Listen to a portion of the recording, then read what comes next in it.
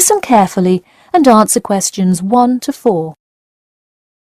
Hello, London Police Department. Yes, I would like to report a robbery. All right, just a minute while I pull up the form. OK, could you give me your first and last name? Anna Grieg.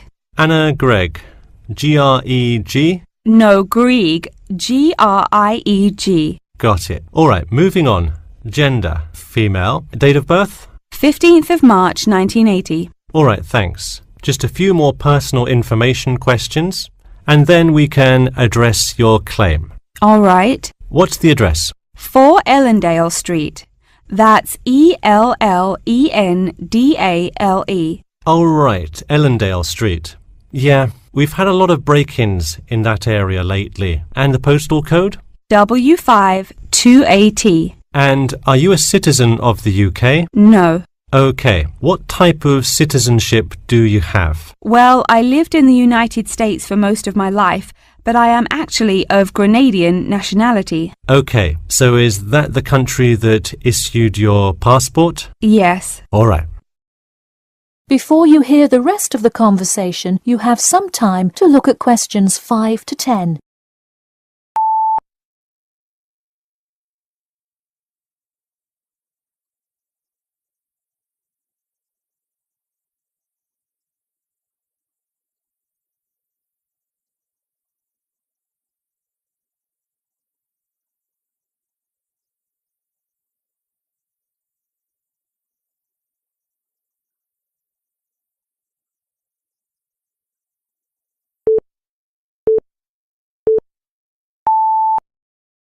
Now listen and answer questions 5 to 10.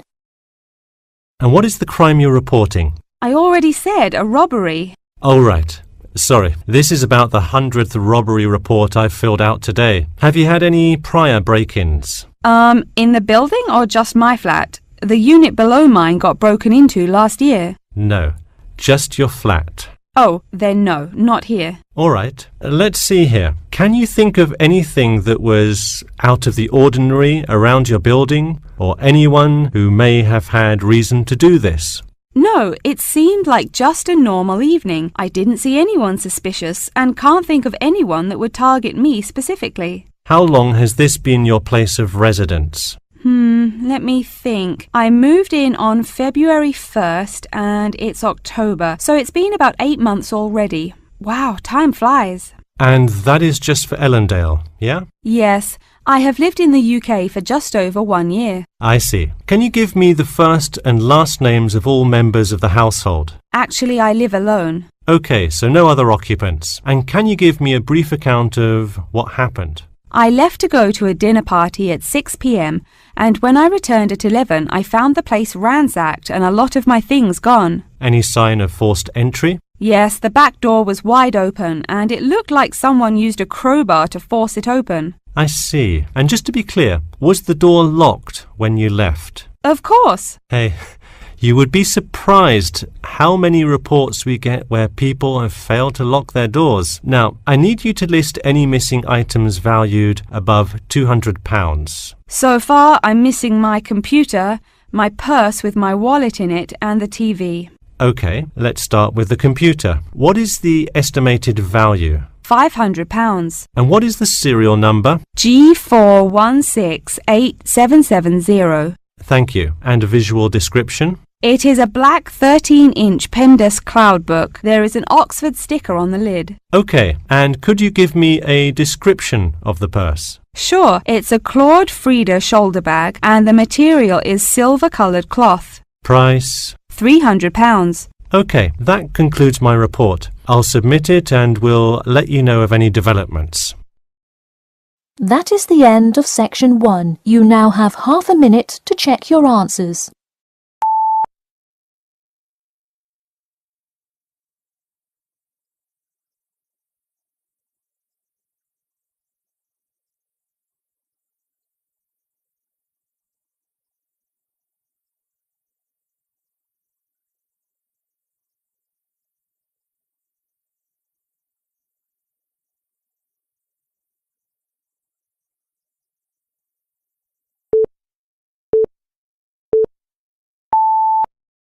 Section 2. you will hear a tour of a newly renovated health club. First, you have some time to look at questions 11 to 15.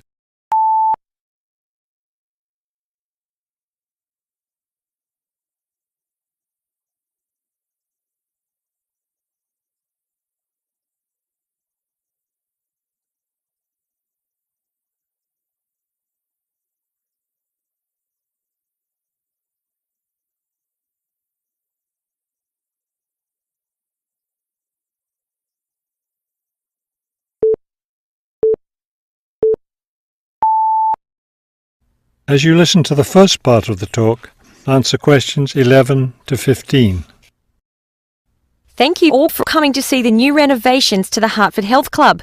I know you'll be as pleased as I am to see the wonderful results of our months of hard work to improve the club and bring you the best facilities ever. We'll begin in here with the swimming pool. You'll notice the new colour of the adult pool, a lovely cool green. Now walk over here and look at the children's pool. It's the same green, but as you see, with brightly coloured sea creatures painted everywhere. Both of the pools needed painting, not only for maintenance, but I think the new colour greatly improves the atmosphere of this part of the club. Next, let's take a look at the locker rooms. Don't worry, there's no one using them just now. Doesn't it feel roomy in here? We've expanded both the men's and women's locker rooms, so now they'll be much more comfortable to use. There are bigger lockers, a good deal more room in the dressing area, and more places to store extra towels and equipment. Be careful as you walk through here. The floor's just been polished and may be a bit slippery. Let's go up to the exercise room next. Here, you'll notice a new floor. Walk on it. Doesn't that feel comfortable? It's a special material, softer than the old floor, an ideal surface for jogging and exercising. They had to move all the exercise equipment out while they were working on the floor, but don't worry, it will be brought back in before the end of today. Let's step outside now and look at the tennis courts. We haven't done a great deal here except to the equipment. We replaced all the nets and the ball throwing machine. Otherwise, everything is the same as it was before. Let's walk down this hallway, and here we are at the club store in its new location. We thought here by the entrance was a better place for it than where it used to be by the swimming pool. But it still has all the same items for sale, sports equipment and clothes in the club colours. Before you hear the rest of the talk, you have some time to look at questions 16 to 20.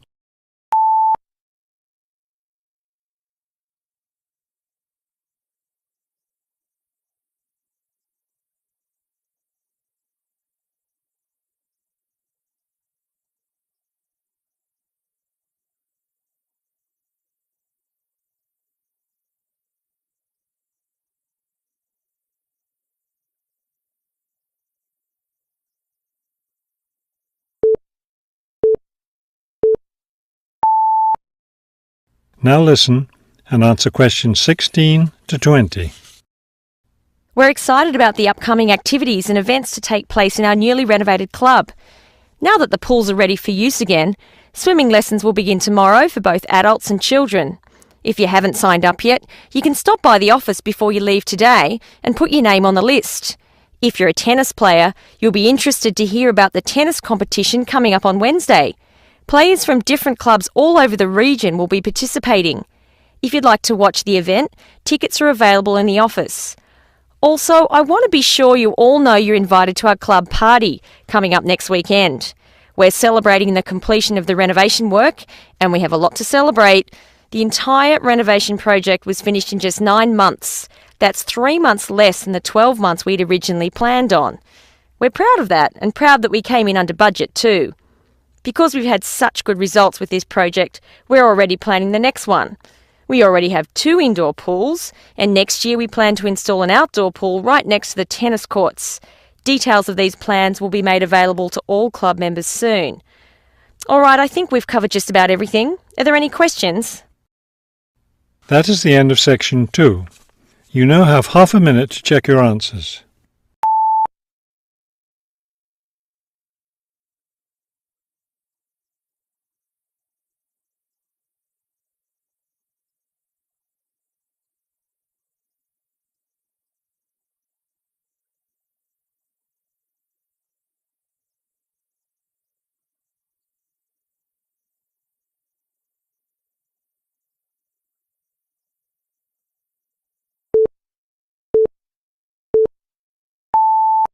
Section 3. You will hear two students, Ramil and Kirsten, discussing presenting a paper at an architecture conference. You now have 30 seconds to read questions 21 to 28.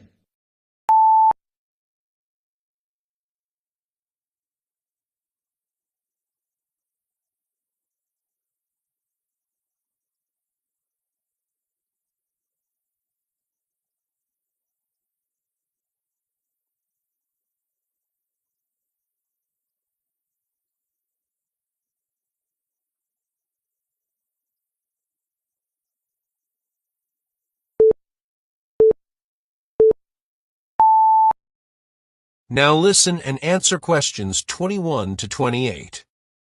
Hi, Kirsten. Have you heard about that architecture conference in Oxford at the end of the year? Yeah, I saw the leaflet on the notice board. As it's my final year, I ought to try giving a paper, but I've got no idea how to go about it. I think you should go for it. I did one last year. It's quite straightforward. First of all, you need to see what the conference themes are. You know, what topics they are covering. You can do that by looking it up on the website. You need to submit a paper that falls into one of the categories they give you. Oh, that may give me some ideas. Then, while you're doing that, you should also have a look at the information on how to submit your paper. The rules, if you like, such as the length. It's important you follow those. I see. And then I suppose the next stage is to start writing it up. I'd like to use it as an opportunity to propose some future work, but I understand it must be based on current work. Still, there's plenty to choose from. It makes sense to do something that I'm more familiar with. Yes, and the other thing is, when you've written it up, then go back and look at your data carefully and make certain that you've presented it in a format that is standard for your subject. Remember, people have to absorb information very quickly while they're listening.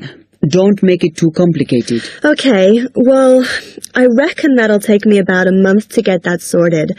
Then the next thing I have to do, I guess, before I send it off to the conference organizer, is give the whole thing to the events officer, so that he can look through it and see if it all makes sense and is okay. Yeah. Remember to warn him that it's en route, so he can fit it into his schedule. Oh. Then you're done, really. All you have to do after that is to go through it and sort out any changes you need to make. Then finally, you can submit it. You can do that online. Phew, good. Then I just wait to hear, I suppose. How long does that take? It depends, but usually about 6 weeks. Oh. When you hear if your paper has been accepted, then at that stage, it's worth giving them a list of any technical things you need when you actually give the talk. A screen or video players or that sort of thing. Okay, but that's a long way off. And I know that if my paper is accepted, then at that stage, I have to give them a short text about myself and my academic background, so that they can put it in the brochure. Famous at last. Yeah. Now look at questions 29 to 30.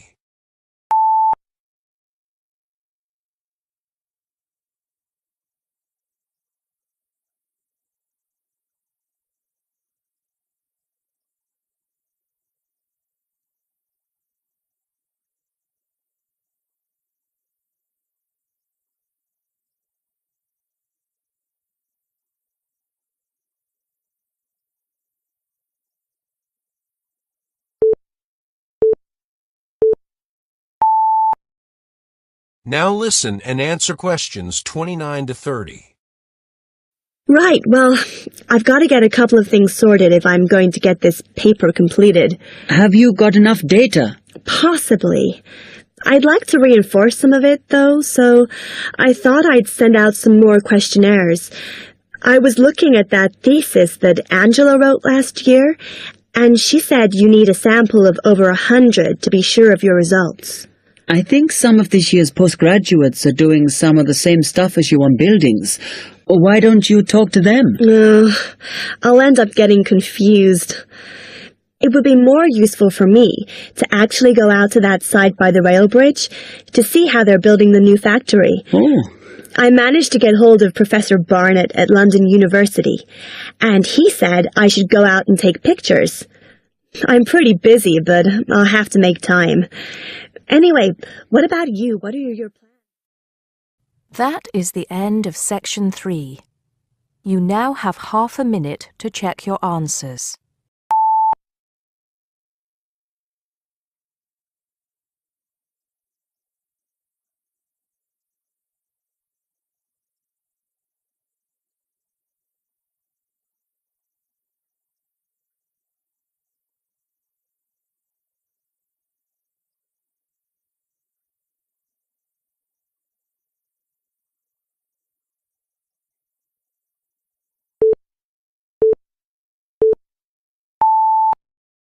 Now turn to section 4.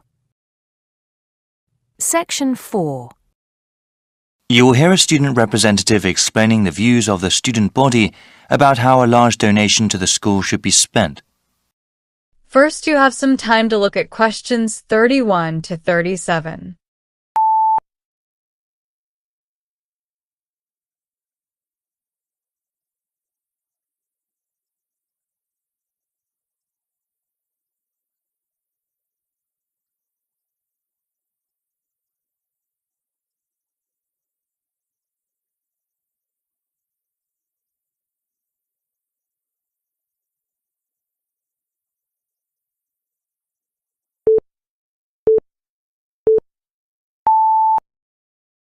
Now listen and answer questions 31 to 37.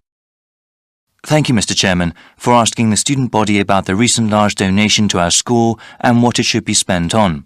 Also, thank you to the rest of the Board of Trustees for letting us have some say over how to improve our university. We know that sometimes students and administration have different priorities regarding the development of the school, but we hope you sincerely consider some of the ideas that are proposed. When the estate of Paul A. Madrib announced that he had left over $50 million to the school, the whole community was quite ecstatic and very grateful for such a generous gift. Since the initial euphoria has passed, though, we have all realized that some tough decisions have to be made. The donation can help fund new projects for the school or improve existing facilities and programs. But there is not enough money to pay for every single idea. That is why the University Senate, through an online survey, asked the student body what ideas they thought were best. The first part of this survey consisted of an open question. Students could list any number of different ideas. The results were then compiled in order to do a second online survey. Ideas that were totally impossible, or those that were jokes, were taken out. All the ideas that consistently came up again and again were put to a vote. We found that the 4 things that came up the most were all pretty different. I will mention them briefly before going over the pros and cons of each of them. In the first part of the survey, we saw over and over again that students wanted to improve the residential dormitories, completely redo the campus dining system, remodel the athletics building, and finally increase funding for research projects and grants, especially for those in science. Obviously, there is not enough money from the donation to pay for all those ideas, so we have to prioritize. Before the talk continues, you have some time to look at questions 38 to 40.